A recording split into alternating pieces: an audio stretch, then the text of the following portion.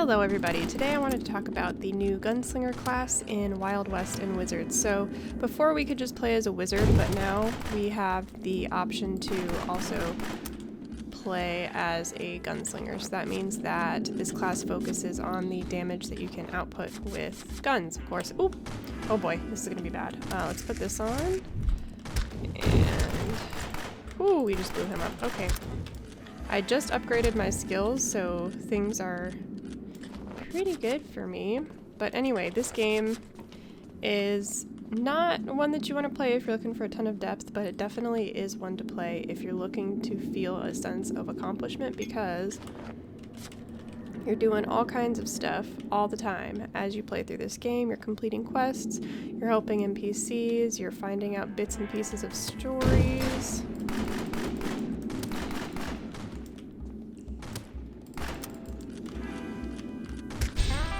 Okay, so my damage over time killed him there. And it's a huge world with a pretty big map.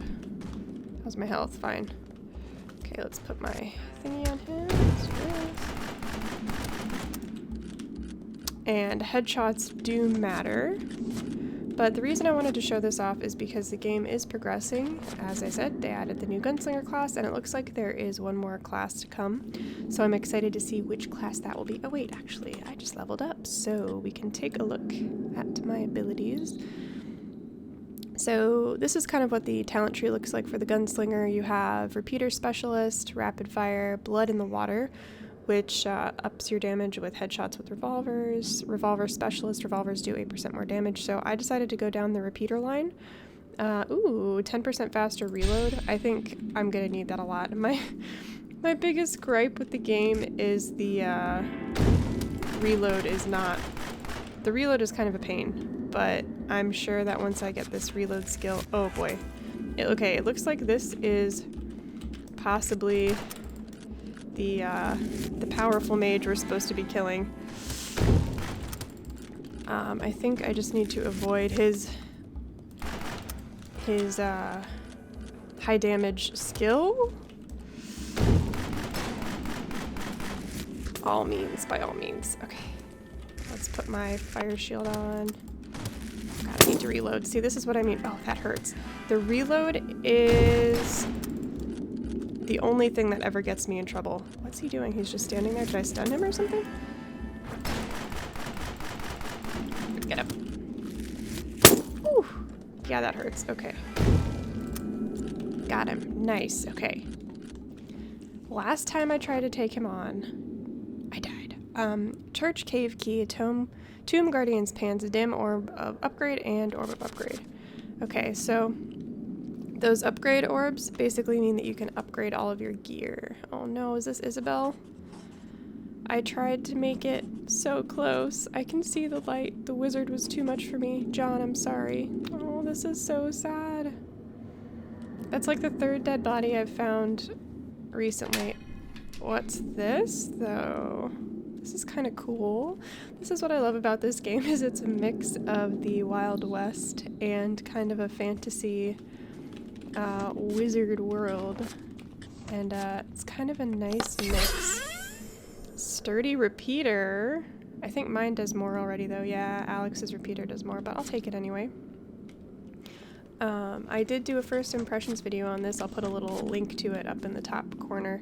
And I pretty much said that I love the game. What scroll is this? Scroll of Extinguish. Then we have... Ooh, got a diamond. Nice.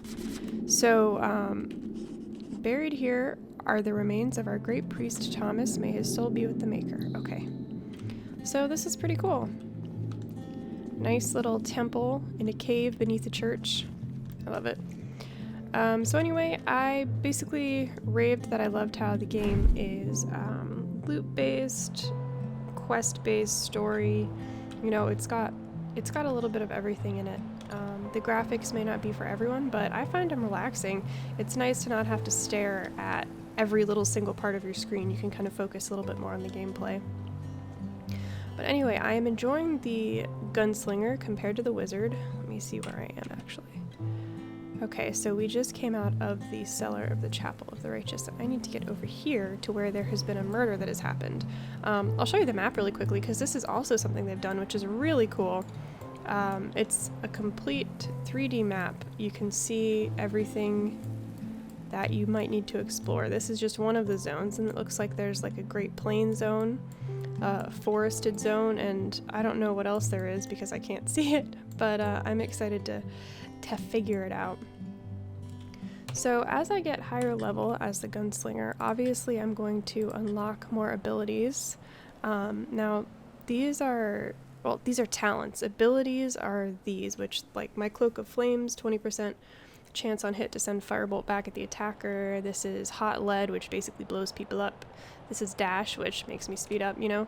So you do have abilities and you do have talents. And honestly, it's just a really fun RPG. I've really been enjoying it. It's something different from the Atlas and survival games that I have been playing because it means that I don't have to worry about constantly feeding tames or paying my crew or, you know, things like that. It's nice to sometimes play a relaxing single-player game, particularly when we are in such a time as we are with everything going on. So let's see. Chapel of the Righteous, Rising Sun Library. Ooh, library. I haven't been to the library yet. But I probably will be playing through this game. I don't know. What was that? Hello? Scorpion. You can lock on, but that means that you won't get headshots. So if you want to try and go for headshots, which will take enemies down faster, you don't lock on. In order to lock on, you hit F and you will lock on. So like I'm aiming at him, I hit F, I locked on. Wow, since I upgraded my skills, my damage has just gone through the roof, which is kind of cool. So I will just show you a little bit of how the fighting works beyond what I showed you with, oh god, I forgot to reload. Once again, bane of my existence in this game. Ooh, he's got a shotgun, this is gonna be bad. So of course there are different kinds of enemies. The enemies can be resistant to certain types of damage. You can dodge, as you can see I'm doing. And I'll do my zoomy skill here in a second, and I'll get the zoomies. I just reload,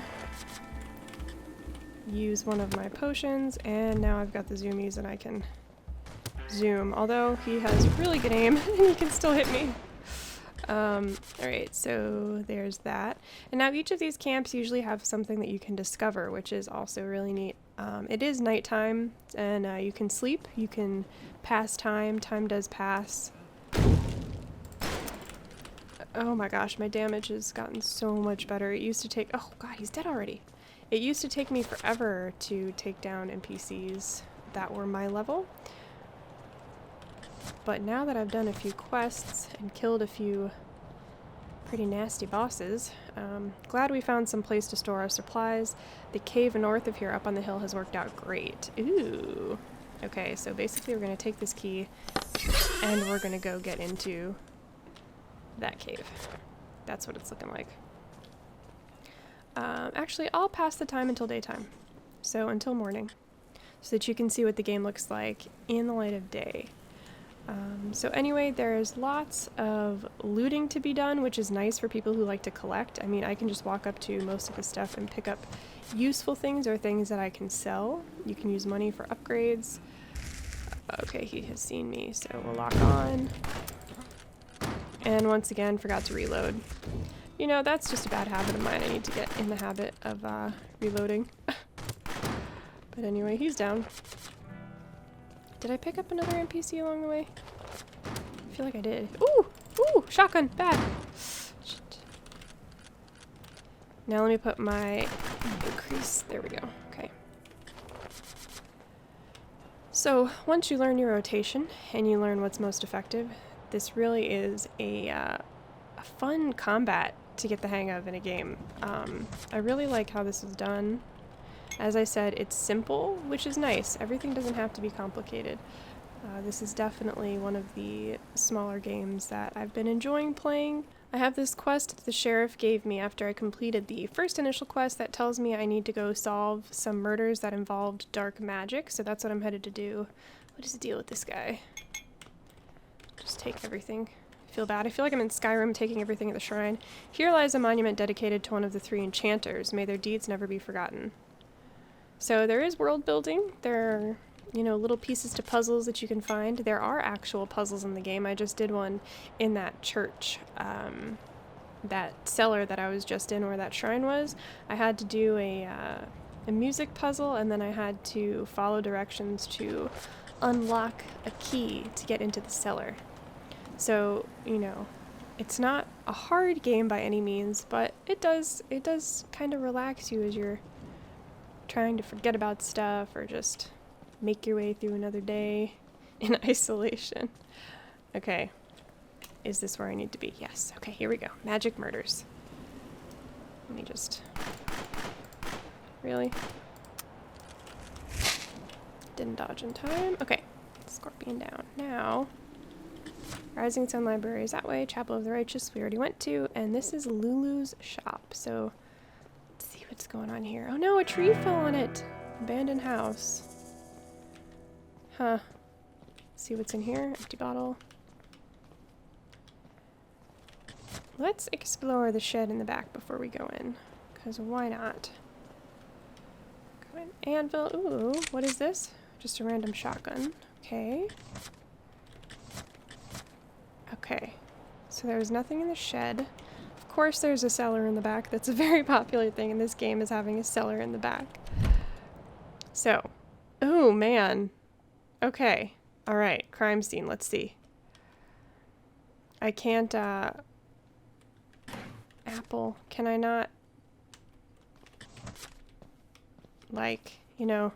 Ooh, we found a key, and I'm betting that that key goes to the cellar. So this is what I mean by the game isn't hard, but it does make you put in a little bit of effort. And it does feel really good when you finish a quest. You know, that little rewarding dopamine hit you get when you get the quest reward? Yeah, that does feel pretty good.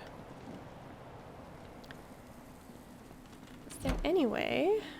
And you don't often get that little dopamine hit with survival games because it's like a constant, you're constantly playing, constantly trying to survive, whereas this, you actually accomplish things.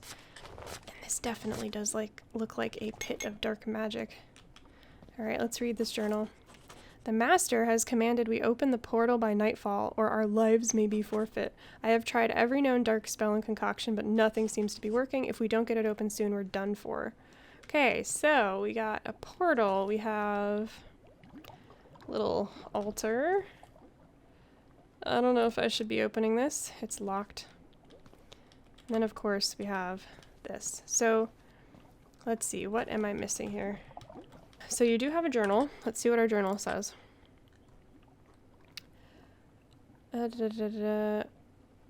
I should let the sheriff in Edgetown know what I found. Okay, so we don't solve it right now, but we can go talk to the sheriff. And here's another cool feature that the game has.